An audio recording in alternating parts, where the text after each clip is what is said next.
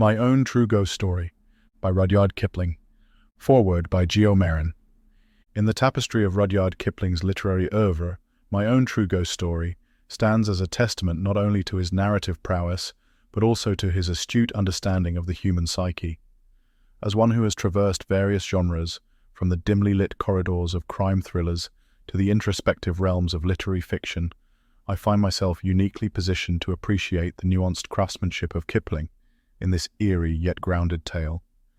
Kipling, a maestro of words, weaves a narrative that is as much an exploration of the supernatural as it is an examination of the human inclination towards fear and the unknown. Set against the backdrop of a dâk-bungalow, a common fixture in the annals of colonial India, the story unfolds with a simplicity that belies its profound implications. It is in this unassuming setting that Kipling masterfully blurs the lines between reality and illusion, leading the reader down a path strewn with suspense and intrigue. As an author who revels in the intricacies of character development and atmospheric tension, I am particularly drawn to Kipling's ability to create a palpable sense of dread with mere suggestions and subtle nuances. The story, in its essence, is a dance of shadows in the mind, a psychological play that challenges the reader to discern the ethereal from the tangible. It is a journey that speaks volumes of Kipling's understanding of the human condition, our fears, our curiosities, and our inherent skepticism. Kipling's narrative is a reminder of the thin veil that separates the mundane from the mystical.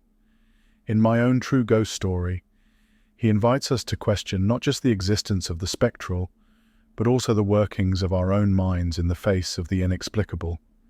It is a story that resonates with my own literary endeavors, where the exploration of the human spirit in extraordinary circumstances forms the core of my narrative universe.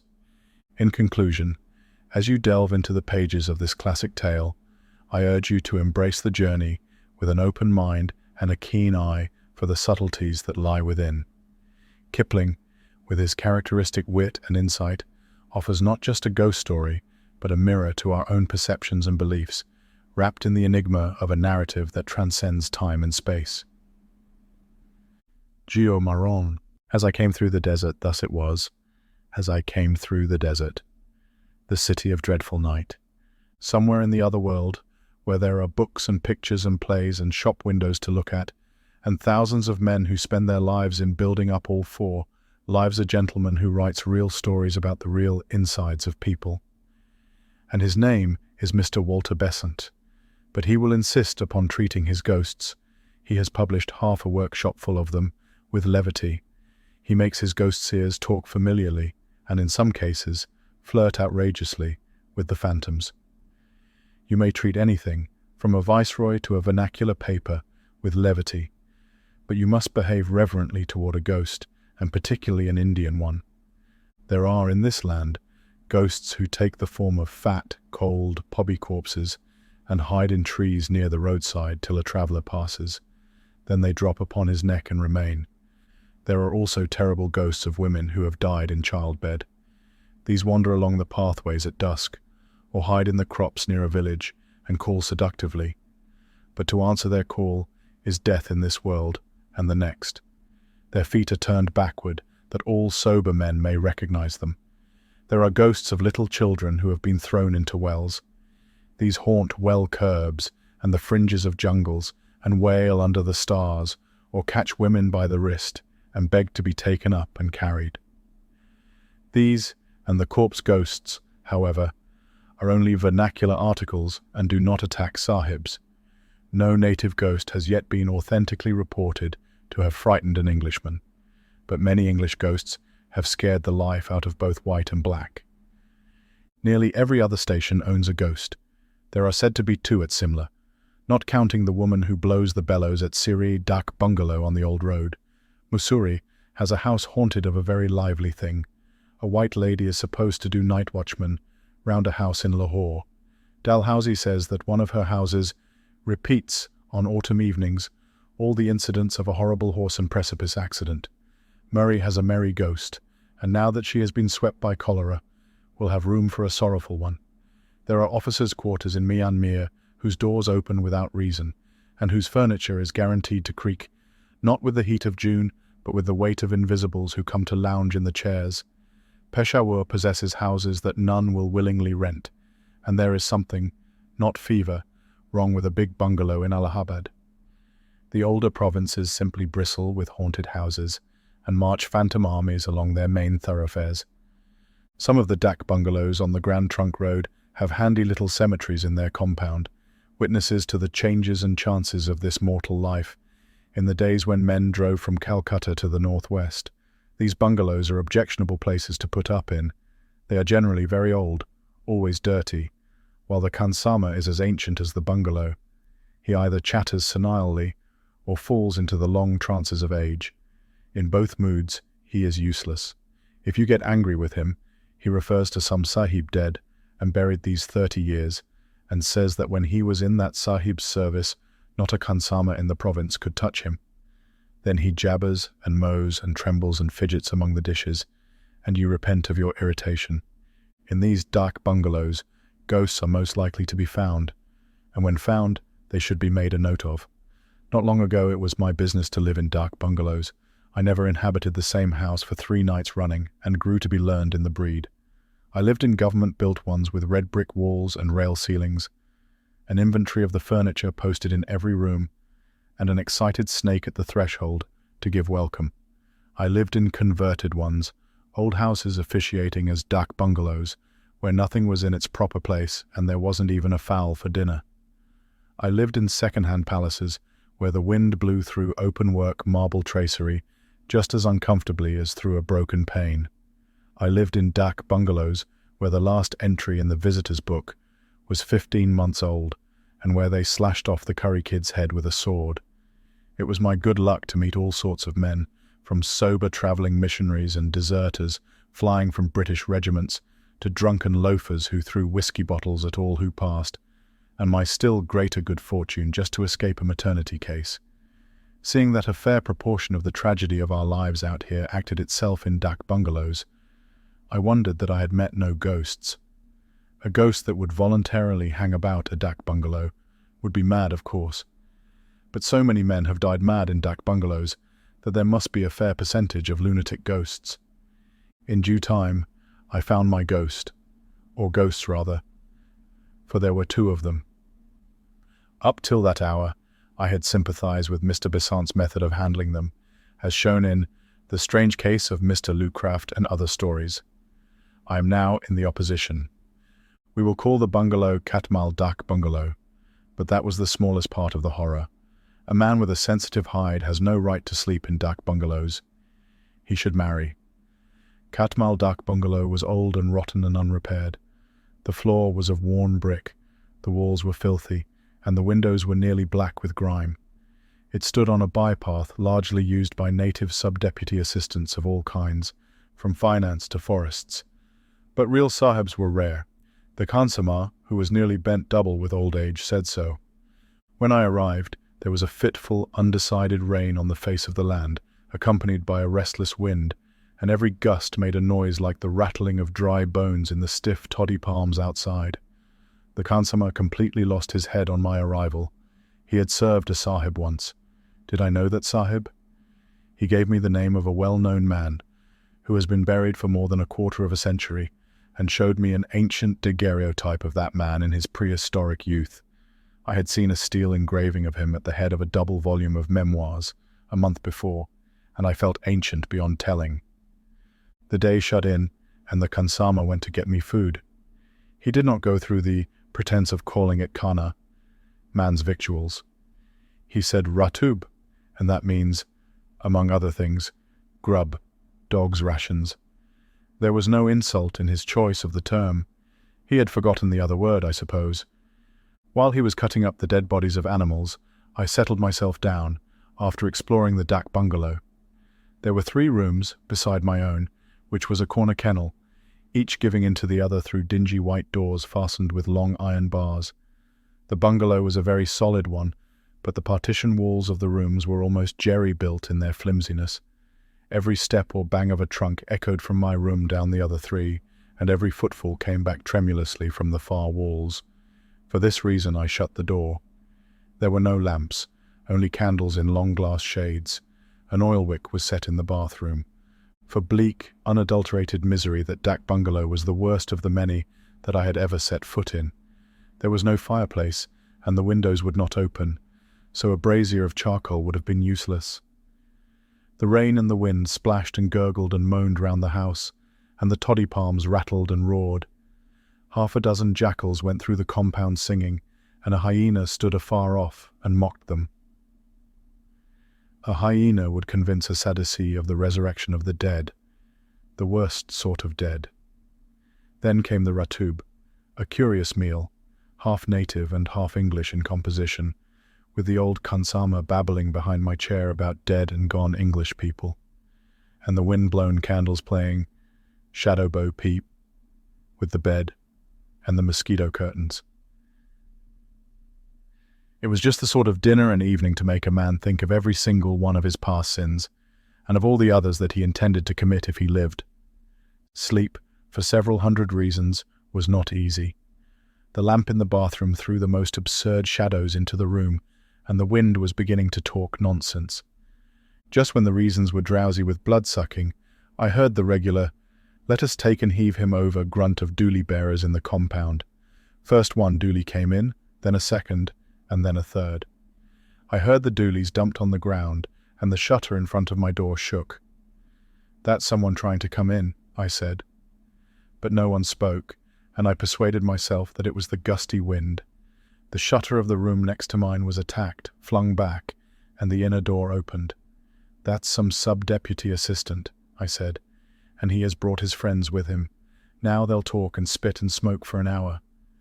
But there were no voices and no footsteps. No one was putting his luggage into the next room. The door shut, and I thanked Providence that I was to be left in peace. But I was curious to know where the doolies had gone. I got out of bed and looked into the darkness. There was never a sign of a dooley. Just as I was getting into bed again, I heard, in the next room, the sound that no man in his senses can possibly mistake, the whir of a billiard ball down the length of the slates when the striker is stringing for break. No other sound is like it. A minute afterwards there was another whir, and I got into bed. I was not frightened. Indeed, I was not. I was very curious to know what had become of the doolies. I jumped into bed for that reason. Next minute I heard the double click of a cannon, and my hair sat up. It is a mistake to say that hair stands up. The skin of the head tightens, and you can feel a faint, prickly bristling all over the scalp. That is the hair sitting up. There was a whir and a click, and both sounds could only have been made by one thing, a billiard ball. I argued the matter out at great length with myself, and the more I argued, the less probable it seemed that one bed, one table, and two chairs, all the furniture of the room next to mine, could so exactly duplicate the sounds of a game of billiards. After another cannon, a three-cushion one to judge by the whir, I argued no more. I had found my ghost, and would have given worlds to have escaped from that dâk-bungalow. I listened, and with each listen, the game grew clearer. There was whir on whir, and click on click. Sometimes there was a double click, and a whir, and another click. Beyond any sort of doubt, people were playing billiards in the next room, and the next room was not big enough to hold a billiard table. Between the pauses of the wind, I heard the game go forward, stroke after stroke. I tried to believe that I could not hear voices, but that attempt was a failure. Do you know what fear is? Not ordinary fear of insult, injury, or death, but abject, quivering dread of something that you cannot see, fear that dries the inside of the mouth and half of the throat, fear that makes you sweat on the palms of the hands and gulp in order to keep the uvula at work? This is a fine fear, a great cowardice, and must be felt to be appreciated.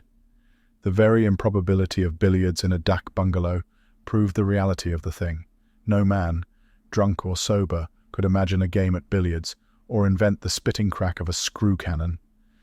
A severe course of dâk-bungalows has this disadvantage. It breeds infinite credulity. If a man said to a confirmed dâk-bungalow haunter, "There is a corpse in the next room, and there's a mad girl in the next but one, and the woman and man on that camel have just eloped from a place 60 miles away," the hearer would not disbelieve, because he would know that nothing is too wild, grotesque, or horrible to happen in a dâk-bungalow. This credulity, unfortunately, extends to ghosts. A rational person fresh from his own house would have turned on his side and slept. I did not. So surely as I was given up as a bad carcass by the scores of things in the bed, because the bulk of my blood was in my heart, so surely did I hear every stroke of a long game at billiards played in the echoing room behind the iron-barred door. My dominant fear was that the players might want a marker. It was an absurd fear, because creatures who could play in the dark would be above such superfluities. I only know that that was my terror, and it was real. After a long, long while the game stopped, and the door banged. I slept because I was dead tired. Otherwise I should have preferred to have kept awake.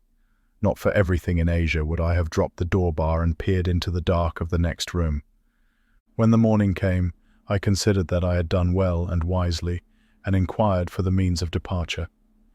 "By the way, Khansama," I said, "what were those 3 doolies doing in my compound in the night?" "There were no doolies," said the Khansama. I went into the next room, and the daylight streamed through the open door. I was immensely brave. I would, at that hour, have played black pool with the owner of the big black pool down below. "Has this place always been a dâk-bungalow?" I asked. "No," said the Khansama. 10 or 20 years ago, I have forgotten how long, it was a billiard room." "How much?" "A billiard room for the sahibs who built the railway. I was Khansama then in the big house, where all the railway sahibs lived, and I used to come across with brandy shrab. These 3 rooms were all one, and they held a big table on which the sahibs played every evening. But the sahibs are all dead now, and the railway runs, you say, nearly to cobble." "Do you remember anything about the sahibs?" "It is long ago, but I remember that one sahib, a fat man and always angry, was playing here one night, and he said to me, 'Mangal Khan, brandy pani do,' and I filled the glass, and he bent over the table to strike, and his head fell lower and lower till it hit the table, and his spectacles came off, and when we, the sahibs and I myself, ran to lift him, he was dead. I helped to carry him out. Aha, he was a strong sahib, but he is dead, and I, old Mangal Khan, am still living, by your favor." That was more than enough. I had my ghost, a first-hand, authenticated article. I would write to the Society for Psychical Research. I would paralyze the empire with the news. But I would, first of all, put 80 miles of assessed cropland between myself and that dâk-bungalow before nightfall. The society might send their regular agent to investigate later on. I went into my own room and prepared to pack after noting down the facts of the case. As I smoked, I heard the game begin again, with a miss in baulk this time, for the whir was a short one. The door was open and I could see into the room. Click, click. That was a cannon. I entered the room without fear, for there was sunlight within and a fresh breeze without. The unseen game was going on at a tremendous rate. And well it might, when a restless little rat was running to and fro inside the dingy ceiling cloth, and a piece of loose window sash was making 50 breaks off the window bolt as it shook in the breeze. Impossible to mistake the sound of billiard balls. Impossible to mistake the whir of a ball over the slate. But I was to be excused. Even when I shut my enlightened eyes, the sound was marvelously like that of a fast game. Entered angrily the faithful partner of my sorrows, Kadir Baksh. This bungalow is very bad and low caste. No wonder the presence was disturbed and is speckled. 3 sets of dooli bearers came to the bungalow late last night when I was sleeping outside, and said that it was their custom to rest in the rooms set apart for the English people. What honor has the Khansama? They tried to enter, but I told them to go. No wonder, if these Urias have been here, that the presence is sorely spotted. It is shame, and the work of a dirty man. Kadir Baksh did not say that he had taken from each gang 2 annas for rent in advance, and then, beyond my earshot, had beaten them with the big green umbrella whose use I could never before divine. But Kadir Baksh has no notions of morality. There was an interview with the Khansama, but as he promptly lost his head, wrath gave place to pity, and pity led to a long conversation, in the course of which he put the fat engineer sahib's tragic death in 3 separate stations, 2 of them 50 miles away. The 3rd shift was to Calcutta, and there the sahib died, while driving a dog cart. And if I had encouraged him, the Kansamar would have wandered all through Bengal with his corpse. I did not go away as soon as I intended. I stayed for the night, while the wind and the rat and the sash and the window bolt played a ding-dong, 150 up. Then the wind ran out and the billiards stopped, and I felt that I had ruined my one genuine, hallmarked ghost story. Had I only stopped at the proper time, I could have made anything out of it. That was the bitterest thought of all. The end. For all of us at Geo's World, we hope you have enjoyed this classic ghost story by Rudyard Kipling. Have a great day and stay curious.